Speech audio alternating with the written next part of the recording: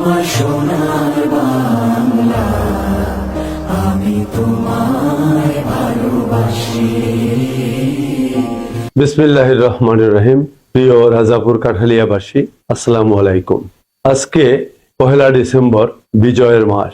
বিজয়ের এই মাসে শ্রদ্ধার সাথে স্মরণ করছি 1971 সালে স্বাধীনতার ঘোষণা দিয়ে রণাঙ্গনে মুক্তিযুদ্ধ করে যিনি বাংলাদেশের স্বাধীনতা অর্জনে অত্যন্ত গুরুত্বপূর্ণ ভূমিকা রেখেছিলেন। বাংলাদেশ জাতীয়তাবাদী দল বিএনপির এই সংগঠনটি তৈরি করে এদেশের মানুষকে দিয়েছিলেন বহুদলীয় গণতন্ত্র এবং একদলীয় শাসন ব্যবস্থার বাইরে এসে মুক্তি, সেই শহীদ প্রেসিডেন্ট জিয়াউর রহমানকে।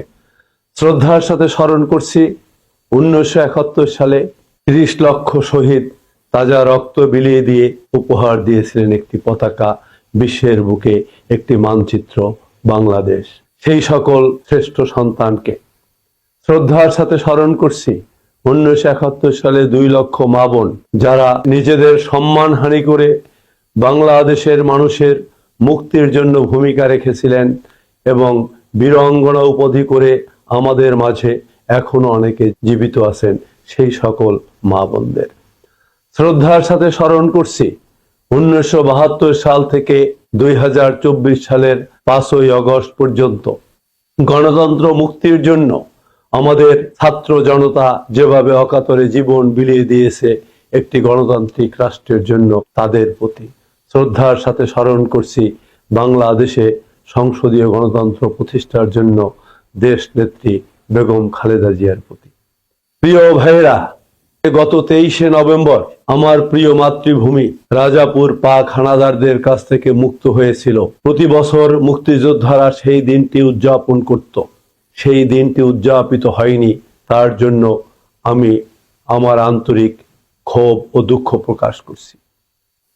প্রিয় ভাইরা, আমরা দেখেছি স্বাধীনতার 54 বছর পরে এসে বাংলাদেশে আবার সেই সকল ষড়যন্ত্রকারীরা যারা 1971 সালে বাংলাদেশের মুক্তিযুদ্ধের বিরুদ্ধে ছিল, যারা এদেশের হাজার হাজার মুক্তিযোদ্ধাকে হত্যার জন্য পাক হানাদারদের সহযোগিতা করেছিল, যারা এদেশের নারীদের পাক হানাদারদের কাছে তুলে দিয়েছিল, যারা বাংলাদেশেই বিশ্বাস করতে চায়নি, তারা আবার আজকে বাংলাদেশের রাজনীতি নিয়ে আস্ফলন করছে।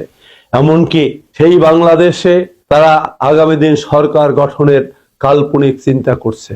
আমাদের এই মুহূর্তে সকলকে ঐক্যবদ্ধ হতে হবে। প্রিয় বন্ধুরা, স্বাধীনতার 54 বছর পরে বাংলাদেশের গণতান্ত্রিক ব্যবস্থাকে বারবার নস্যাৎ করা হয়েছে। যেরকম 1975 সালে সংসদে 11 মিনিটের মধ্যে একটি বাকশাল নামক একদলীয় শাসন ব্যবস্থা প্রতিষ্ঠা করা হয়েছিল, যেভাবে 1982 সালে স্বৈরাচার এরশাদ বাংলাদেশের মানুষের গণতন্ত্র হুমকির মুখে নিয়ে 9 বছর স্বৈরাচারী শাসন প্রতিষ্ঠা করেছিল, ঠিক একইভাবে আমরা দেখেছি গত 17 বছর বাংলাদেশে একটি ফ্যাসিস্ট সরকার শেখ হাসিনা এদেশের মানুষের গণতন্ত্র, এদেশের মানুষের অর্থনৈতিক মুক্তি, এদেশের মানুষের শিক্ষা ব্যবস্থা সবকিছুই বুলণ্ঠিত করেছে। আমরা দেখেছি বাংলাদেশের ব্যাংকগুলোকে কিভাবে লুণ্ঠন করা হয়েছে। আমরা দেখেছি বাংলাদেশের সকল সেক্টরে যে এক নৈরাজ্য পরিস্থিতির সৃষ্টি করা হয়েছিল, প্রশাসনগুলোকে যেভাবে দলীয়করণ করা হয়েছিল, তারই বিরুদ্ধে এসে আমাদের গত 17 বছরে হাজার হাজার মানুষ জীবন দিয়েছে, লক্ষ লক্ষ মানুষ মিথ্যা মামলায় আমরা জেল খেটেছি, আমরা রাজপথে রক্ত দিয়েছি। সর্বোপরি 2024 সালে জুলাই আগস্টে আমাদের সন্তান তুল্য ছাত্রছাত্রীরা তাদের বৈষম্য বিরোধী এক অধিকার প্রতিষ্ঠার জন্য শেখ হাসিনার কাছে গেলে তিনি তাদেরকে যেভাবে অসম্মান করে তাড়িয়ে দিয়েছিলেন, তারই পরিপ্রেক্ষিতে বাংলাদেশের মানুষ আবার দাঁড়িয়েছিল সেই সন্তানদের পাশে, তাদের ন্যায়সঙ্গত দাবি বৈষম্য বিরোধী আন্দোলনে সামিল হয়েছিল। সর্বোপরি সেই বৈষম্য বিরোধী আন্দোলন যখন এক দফায় রূপান্তরিত হয়েছিল, তখন শেখ হাসিনা বাংলাদেশ থেকে পালিয়ে ভারতে আশ্রয় নিয়েছেন। আজ বাংলাদেশ একটি গণতান্ত্রিক ব্যবস্থার দ্বার প্রান্তে দাঁড়িয়েছে। আপনারা দেখেছেন গত 17 বছর বাংলাদেশের মানুষের পাশে না থাকতে পারলেও বিএনপির ভারপ্রাপ্ত চেয়ারম্যান জনাব তারেক রহমান এদেশের মানুষের মুক্তির জন্য কাজ করেছেন, এদেশের মানুষের গণতন্ত্র অধিকার প্রতিষ্ঠার জন্য কাজ করেছেন, এবং তারই প্রেক্ষিতে তিনি আমাদের মাঝে 31 দফা রাষ্ট্র মেরামতের যে একটি ধারণা আমাদের মধ্যে দিয়েছেন, এবং প্রত্যেকটা মানুষকে সেই 31 দফার প্রচার প্রচারণার জন্য এবং 31 দফার মধ্যে এদেশের মানুষের যে স্বাধীনতার স্বাদ, এদেশের মানুষের যে অর্থনৈতিক মুক্তি, শিক্ষা ব্যবস্থার উন্নয়ন, এদেশের কৃষির উন্নয়ন যেভাবে তিনি ধারণ করেছেন, একটি রেইনবো ন্যাশনের কথা যেভাবে বলেছেন, তা নিয়ে আমরা কাজ করে যাচ্ছি। আমরা দেখেছি তিনি তার বক্তব্যগুলোর মধ্যে তিনি টেক ব্যাক বাংলাদেশের কথা বলেছেন, যে বাংলাদেশের জন্য আমরা যুদ্ধ করেছিলাম, যে বাংলাদেশকে চেয়েছিলাম একটি গণতান্ত্রিক বাংলাদেশ, যে বাংলাদেশ চেয়েছিলাম বৈষম্য বিরোধী বাংলাদেশ।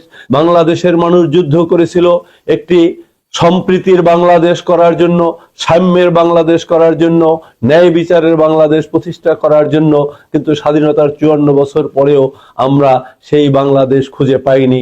তার জন্যই তো আমাদের নেতা যথার্থ বলেছেন সবার আগে বাংলাদেশ।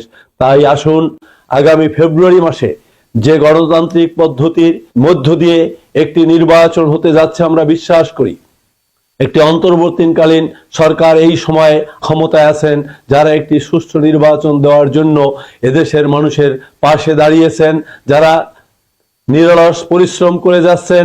আমাদের নির্বাচন কমিশন সহ আমাদের দেশপ্রেমিক সেনাবাহিনী, পুলিশের মতো থেকে আমাদের আইন শৃঙ্খলার উন্নতি ঘটাচ্ছে। তার জন্য আমরা প্রত্যাশা করছি যে বাংলাদেশে একটি সুষ্ঠু নির্বাচন হবে। সেই নির্বাচনে দল, মত, জাতি, ধর্ম নির্বিশেষে অন্ততপক্ষে আমাদের একটি জায়গায় ঐক্যবদ্ধ হতে হবে। যে আদর্শ নিয়ে বাংলাদেশ স্বাধীন করেছিলাম, সেই আদর্শ বাস্তবায়নের জন্য যারা কাজ করে তাদের পাশে থাকতে হবে। আমাদের একটি জায়গায় আমাদের ঐক্যবদ্ধ হতে হবে যে আর কোনোভাবেই স্বাধীনতা বিরোধী যারা ছিল, যারা বাংলাদেশের স্বাধীনতার বিরুদ্ধে কাজ করেছে, যারা বাংলাদেশ চায়নি, যারা বাংলাদেশের বিরোধিতা করেছে, তারা যাতে বাংলাদেশে কোনোভাবেই মাথা উঁচু করে দাঁড়াতে না পারে, তার জন্য স্বাধীনতার সকল সপক্ষের শক্তিকে ঐক্যবদ্ধ থাকতে হবে। যেভাবে 1971 সালে দল, মত, জাতি, ধর্ম নির্বিশেষে অস্ত্র হাতে মুক্তিযুদ্ধ করে বাংলাদেশ স্বাধীন করেছিল, ঠিক সেভাবেই একটি প্রেক্ষাপট তৈরি হয়েছে 2026 সালে দল, মত, ধর্ম নির্বিশেষে ঐক্যবদ্ধ হয়েই বাংলাদেশে নতুন একটি সরকার প্রতিষ্ঠা করতে হবে, এবং যারা 1971 সালে স্বাধীনতার বিরুদ্ধে ছিল তাদেরকে প্রত্যাখ্যান করে দেখাতে হবে স্বাধীনতা বিরোধীদের বাংলাদেশের মাটিতে জায়গা হবে না। সেই ঐক্যবদ্ধ শপথের মধ্য দিয়ে 2026 সালে ফেব্রুয়ারি মাসে যে নির্বাচন হবে, আমরা সকলে সেরকম একটি নির্বাচনের মধ্যে বাংলাদেশের গণতন্ত্র পুনঃ প্রতিষ্ঠা করব, এই আশাবাদ ব্যক্ত করে রাজাপুরের কাঠালিয়ার প্রতিটি মানুষের প্রতি আমি সম্মান শ্রদ্ধা জানিয়ে আমি আমার বক্তব্য শেষ করছি। সবাই ভালো থাকবেন এবং বাংলাদেশের হয়ে কাজ করবেন। সবার আগে বাংলাদেশ, এই স্লোগানটি সবাই ধারণ করবেন। আল্লাহ হাফেজ। বাংলাদেশ জিন্দাবাদ। শহীদ রাষ্ট্রপতি জিয়াউর রহমান অমর হোক। খালেদা জিয়া জিন্দাবাদ। তারেক রহমান জিন্দাবাদ।